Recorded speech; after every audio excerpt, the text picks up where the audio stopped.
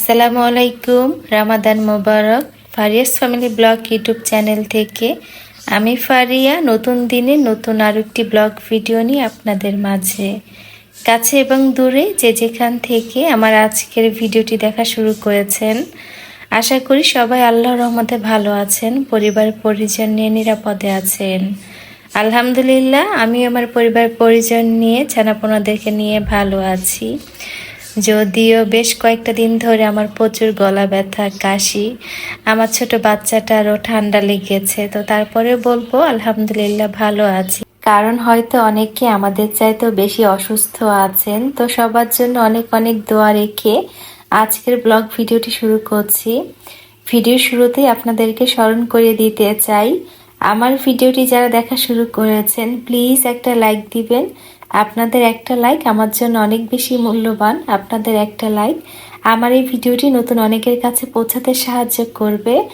আর যারা প্রথম আজকে আমার ভিডিও দেখছেন, আমার চ্যানেলে নতুন, চাইলে কিন্তু আমার ছোট্ট চ্যানেলটি সাবস্ক্রাইব করে পাশে থাকতে পারেন। তো বেডরুম গোছানোর পরে চলে এলাম, কিছু কাঁচামরিচ নিয়ে এসেছিল, ভাবলাম বোটা ছাড়িয়ে তারপরে রেখে দেই। তো বোটা ছাড়িয়ে যদি একটা টিস্যু পেপার দিয়ে তারপর কাঁচামরিচ রেখে দেওয়া হয়, কাঁচামরিচ অনেক দিন ভালো থাকে, সহজে পচে না। আমার কাছে মনে হয় রমজান মাসটা যেন একটু দ্রুতই চলে যায়। দেখতে দেখতে রহমতের 10 দিনের 8 রোজা শেষ হয়ে গেল। গত বছর রোজার মধ্যে 15 দিন আপুদের বাসায় ছিলাম। আপু অসুস্থ ছিল তখন, আব্বা আম্মা সহ, তো আমার ছোট ভাইও ছিল, সবাই মিলে একসাথে ছিলাম 15 দিন। বেশ ভালো কিছু সময় কেটেছিল সব কিছু মিলিয়ে। তো আমরা যারা মেয়েরা আছি চাইলেও কিন্তু দেখা যায় বাবা মায়ের সাথে ঈদ করতে পারি না বা রোজার মাসটা থাকতে পারি না পরিবেশ পরিস্থিতির কারণে। আমাদের মেয়েদের দেখা যায় এক জায়গা থেকে আরেক জায়গা মেনে নিতে বা মানিয়ে নিতে নিতেই কিন্তু দেখা যায় পুরোটা জীবনই শেষ হয়ে যায়, কখনো বাবার বাড়িতে, কখনো শ্বশুর বাড়িতে, বা কখনো স্বামীর বাড়িতে, আবার কখনো ছেলের বাড়িতে, আবার কখনো মেয়ের বাড়িতে। এভাবে কিন্তু দেখা যায় আমাদের মেয়েদের জীবনের একটা বেশিরভাগ সময় কিন্তু এই বাড়ি ও বাড়ি করতে করতে শেষ হয়ে যায়। এই কথাটা কেন বললাম, চলুন আপনাদের সাথে একজন আপুর কমেন্ট শেয়ার করি। তো আমাকে ঝুমুর বেগম আইডি থেকে আপুটা প্রতিবারের মতো কিন্তু গত ভিডিওতে 2টা কমেন্ট করেছিলেন। আর আপু যখন কমেন্ট করেন তো মনে হয় যে আপু আমাকে চিঠি লিখেছেন, এত বড় বড় কমেন্ট করেন, পড়তেও আমার ভীষণ ভালো লাগে। তো আপু আমাকে লিখেছিলেন, আমার মিষ্টি ফারিয়া আপু তুমি কেমন আছো জানাবে প্লিজ। আলহামদুলিল্লাহ আপু, আমি ভালো আছি। আপু তুমি বলতে পারো মেয়েদের ঠিকানা কোথায়? যখন বাবার বাড়িতে থাকে তখন বাবার ঠিকানায়, তারপরে বিয়ের পরে স্বামীর ঠিকানায়, তারপরে ছেলেদের ঠিকানায়, তারপরে শেষ ঠিকানা হলো বৃদ্ধাশ্রম। তার শেষ ঠিকানা। আপু আমাদের মেয়েদের কি কোনো ঠিকানা আছে? তোমার জানা থাকলে ভিডিওতে অবশ্যই বলবে। আপু ভিতরের কষ্টটা তোমার কাছে বললাম যেন ওই কষ্টটা একটু হলেও দূর হয়। আপু ভালো থেকো, সুখে থেকো, এই কামনা ইতি তোমার বড় বোন ঝুমুর। খোদা হাফেজ। অনেক অনেক ধন্যবাদ জানাচ্ছি ঝুমুর আপু আপনাকে, এত কষ্ট করে সময় বের করে আমার ভিডিও দেখার জন্য এবং এত বড় করে কমেন্ট করার জন্য। আমি খুবই সাধারণ একজন মানুষ, আমার জ্ঞানও হয়তো খুবই কম, তারপরে যতটুকু অভিজ্ঞতা আছে সেখান থেকে বলবো। আসলে মেয়েদের কোনো বাড়ি হয় না আপু। বিয়ের আগে আমরা কি বলি যে এটা আমাদের বাসা, মানে বাবার বাড়িটাকে আমরা বলি এটা আমাদের বাড়ি। আবার যখন বিয়ে হয়ে যায় তখন কিন্তু সেই বাড়িটাই হয়ে যায় বাবার বাড়ি, যে বাবার বাড়িতে বেড়াতে যাব। বিয়ের পরে স্বামীর বাড়ি বা শ্বশুর বাড়ি, আবার কখনো কখনো ছেলের বাড়ি, মেয়ের বাড়ি করতে করতে জীবনের অনেকটা সময় কেটে যায়।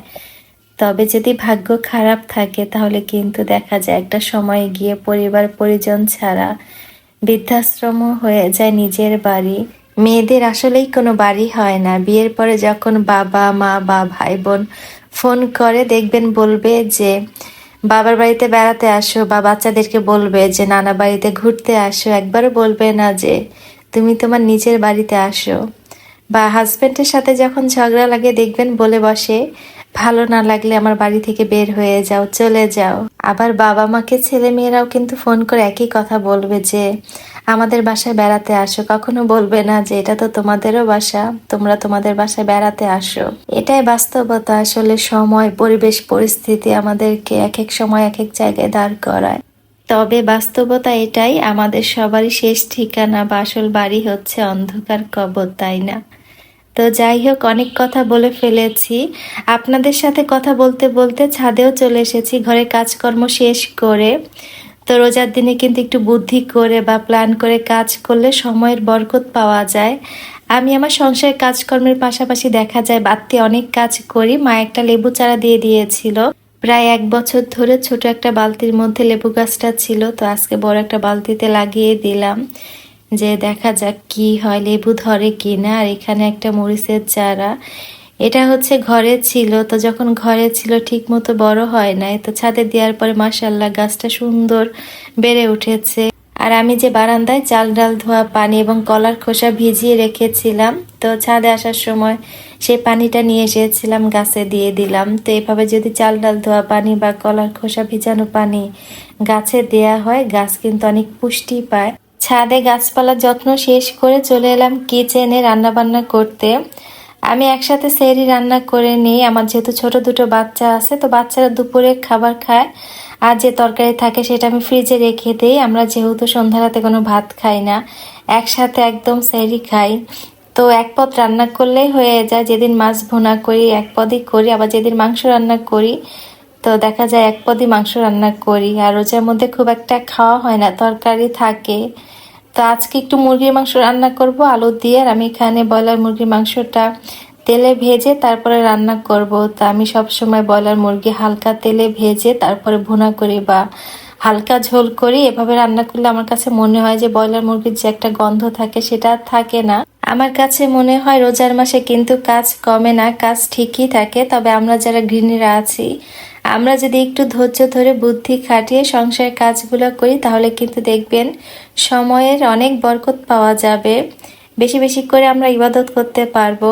তো সময় বের করার জন্য কিন্তু আমাদের একটু বুদ্ধি খাটিয়ে কাজ করতে হবে। যেমন যাদের বাসায় বাচ্চারা চিকেন খেতে পছন্দ করে, তো দেখা যায় মেন একটা আইটেম চিকেন রান্না করলেই হয়ে যায়। বেশি আইটেমের খাবার রান্না করে অপচয় না করাই ভালো। তো মেন একটা আইটেম রান্না করলেই হয়ে যায়। আবার যারা আগে থেকে ছোলা সিদ্ধ করে ফ্রোজেন করেননি, তারা কিন্তু চাইলে এই রোজার মধ্যেও একদিন ছোলা সিদ্ধ করে ফ্রিজে রেখে দিতে পারেন, পরের দিন সেই ছোলা ভুনা করে নিলেই হয়। তো দেখা যায় একদিন একটু বেশি করে ভুনা করলে কিন্তু 2 দিন হয়ে যায়। এভাবে কিন্তু আমরা এই পবিত্র রমজান মাসে কাজের চাপ অনেকটাই কমাতে পারি। তো আমি এখানে এই যে আলু দিয়ে মুরগির মাংস রান্না করে নিয়েছি।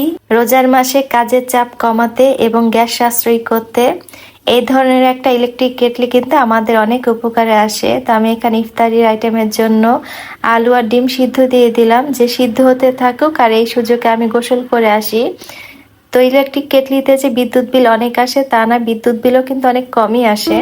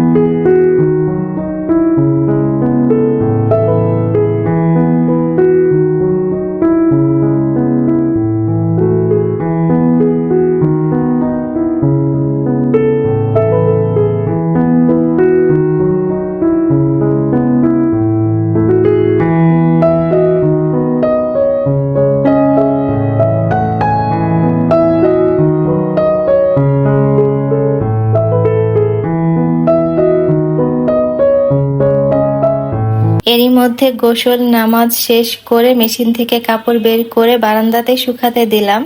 আর এখন যেহেতু মোটামুটি ভালোই রোদ থাকে বারান্দায়, তো দেখা যাবে সন্ধ্যার আগে শুকিয়ে যাবে। তো তারপরে চলে এলাম আমার বাসার সবচেয়ে বড় রোজাদারকে খাবার খাওয়াতে। তো ইনাকে হচ্ছে বড় রোজাদার বলার একটাই কারণ, ইফতারির টেবিলে কিন্তু সে সবার আগে গিয়ে বসে, মাঝে মধ্যে তো টেবিলের উপরে বসে।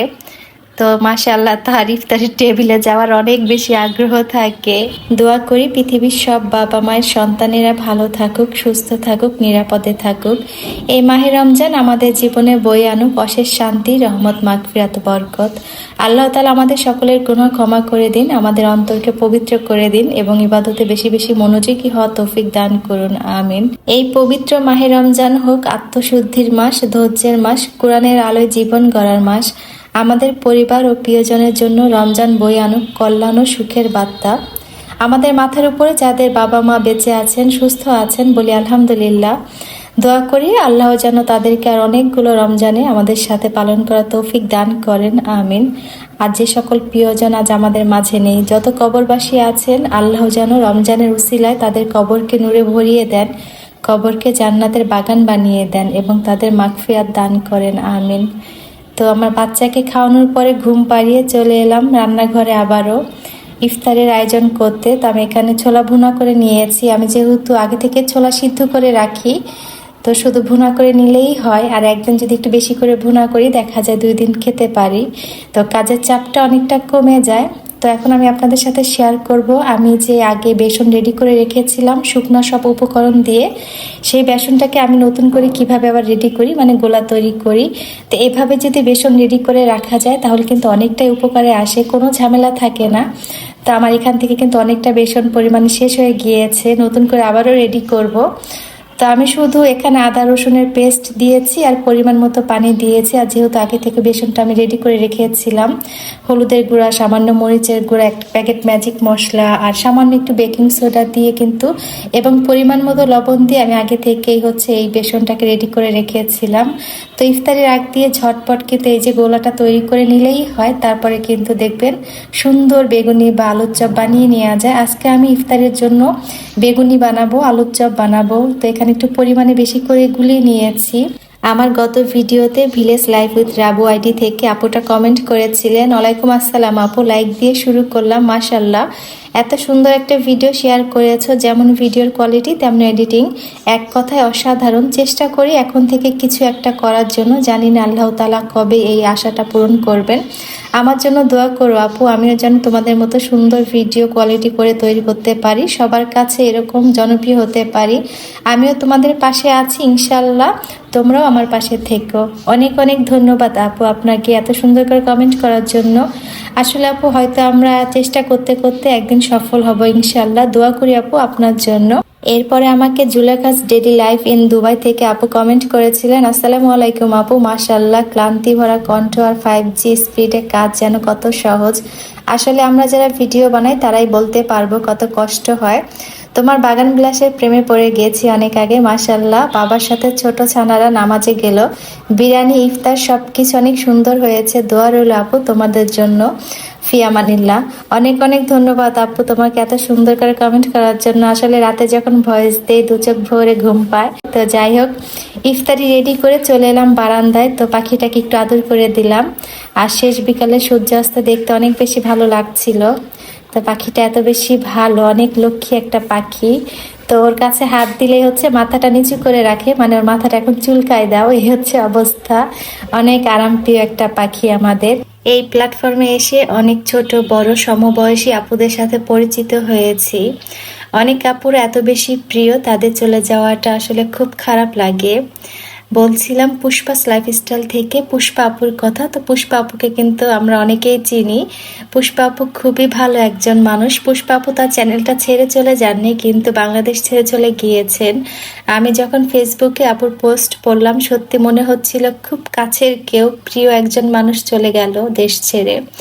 তো অনেকবার ভেবেছিলাম যে আমি আপুর সাথে দেখা করতে যাব। আমি যেহেতু উত্তরা দিয়ে মিরপুরে যাই, তো আপু আমাকে অনেকবার বলেছিল যে আমার বাসায় আসবে। যাব করে আর যাওয়া হয়ে ওঠে নাই। তবে আপু যে এত তাড়াতাড়ি বাংলাদেশ ছেড়ে চলে যাবেন ভাবতে পারিনি। পুষ্পা আপু নরম মনে সুন্দর একজন মানুষ, আমার খুবই পছন্দের একজন মানুষ হচ্ছে পুষ্পা লাইফস্টাইলের পুষ্পা আপু। দোয়া করি আপু তুমি তোমার নতুন জায়গা, নতুন সংসারে পরিবার পরিজন নিয়ে যেন সুস্থ থাকো, ভালো থাকো। তোমার নতুন জায়গা থেকে নতুন ভিডিও দেখার অপেক্ষায় রইলাম আমরা সবাই। সবাই পুষ্পা লাইফস্টাইলের পুষ্পা আপুর পরিবারের জন্য দোয়া করবেন। আপু যেন নতুন জায়গায়, নতুন পরিবেশে ভালো থাকে, সব সময় সুস্থ থাকে। আসলে সবাই মিলে একসাথে থাকার শান্তি আলাদা। ভাইয়া যেহেতু বিদেশে ছিলেন আর আপু বাংলাদেশে ছিল, আর এখন সবাই একসাথে থাকতে পারবে, এটার আনন্দ অনেক বেশি। সকলের সুস্বাস্থ্য আর দীর্ঘায়ু কামনা করে ফারিয়াস ফ্যামিলি ব্লগ ইউটিউব চ্যানেল থেকে আমি ফারিয়া নতুন দিনে নতুন আরেকটি ব্লগ ভিডিও নিয়ে হাজির হব। সেই পর্যন্ত সবাই পরিবার পরিজন নিয়ে ভালো থাকবেন, নিরাপদে থাকবেন। আল্লাহ হাফেজ, আসসালামু আলাইকুম।